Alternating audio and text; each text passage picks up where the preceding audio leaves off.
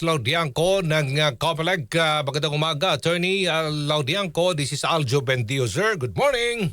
Magandang umaga po, Sir Aljo, at sa lahat po ng ating taga-subaybay. Good morning po. Ano po problema nung dalawang party list organization, Attorney, na hindi po naiproklama?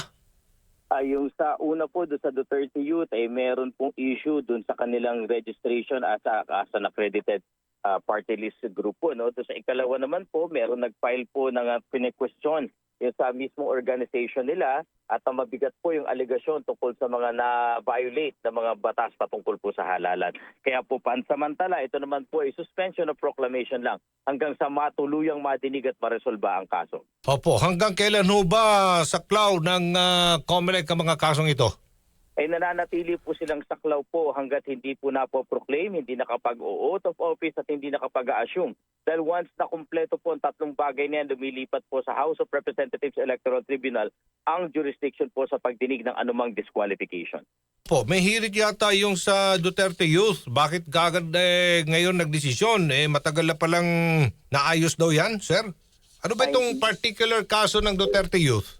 Sa akin po pagkakatanda kasi nung una po silang nag-file ng kanilang petition for registration, ito po ay na-deny ng division. Ngunit nung sila po ay nag-file ng kanilang motion for reconsideration, ito po ay nag-grant, ngunit mukhang nakaligtaan po yung issue ng publication. Matagal na pong nare-raise yan at ngayon po ay binuhay muli at hindi naman po ibig sabihin na porket hindi po nare-resolve noon at hindi napapansin ay pababayaan na lang ganun. At dahil may nag-question nga po, kailangan resolbahin ang bagay na to bago ang anumang proklamasyon. Nag-ugat ito sa isang seryosong aligasyon daw ng Kabataan Party List laban sa kanila last 2019. Kaya nang tanong ni Mr. Cardema, bakit ngayon lamang ipinunto ito ng Comelec? Gayong hinayaan sila makaupo sa Kamara 2019 to 2022. Kaya't balak nila ngayon. Opo, go ahead po.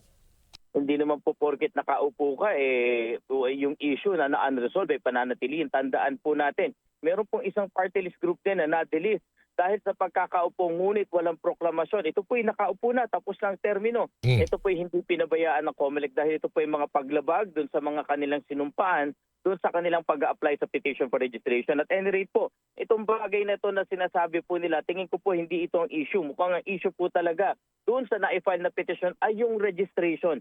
Kine-question muli yung kanilang registration dahil sa kawalan ng sapat na publication. Okay, so kailan ho talaga malalaman at may poproklama sila?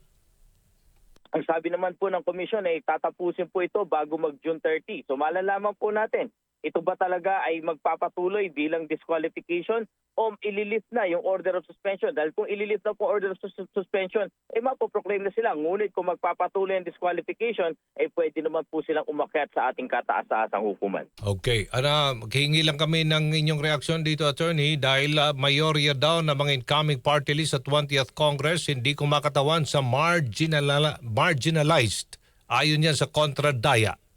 Yan po ay pahayag nila, ngunit makikita naman po natin, ito ay tumanggap ng mandato ng tao. Ang sinasabi nga po namin, anuman pong pagbabagong naisin sa layunin ng Party List Act, ito ay dapat idaan sa legislation. Ito po ay batas wala naman pong kapangyarihan ng Comelec para mag-legislate, baguhin ng batas, i-amend ito o revise. Kailangan po mabagong batas. Minsan na rin pong sinubok ng Comelec na mag-delist ng party list groups ng naaayon dahil sasabi namin, meron lang silang legislative district representative, bakit umuulit pa? Ngunit ano ang sabi ng Supreme Court sa atong paglaom versus Comelec? Hindi ubreng ganyan, walang kapangyarihan ng Comelec na mag-legislate. Kung meron man pong pagbabago, dapat initiate po ito sa pamamagitan ng amendment sa batas. At katulad nito, walang amendment sa batas. Sila po ay nahalal.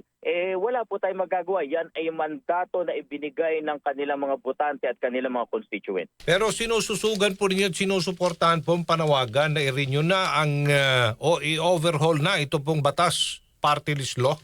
Ay opo, walang pagtutol po ang Comelec sa anumang ikagaganda ng ating party list law. Dahil ito ay nasa ating saligang batas, kailangan na lang po ma-operationalize ng maganda ang paglalatag ng batas. Kami po ay walang pagtutol, basta po isakasa sa ayos at ikagaganda ng ating mga batas. Okay, sige. Alright. Wala na ho bang kayo nakikita? Ano pang kinakarap na problema po ng Comelec ngayon sa katatapos na halalan, Attorney? At sa ngayon po, i-resolbahin na lang po yung mga pending na mga disqualification cases. Yan na lang po ang natitira. Ngayong umaga nga po, magsisimula na po kaming mag-meeting, magbalangkas Dahil kasunod na po paghahandaan yung October 13 BARM parliamentary elections. Malinaw po kasi sa Republic Act 12-123 na ang halalang ito sa BARM ay karugtong nitong May 12, 2025 barangay national and local election. Alright, maraming salamat po Attorney John Rex Laudianco, ang Maraming tagapagsalita ng COMELEC. Good morning.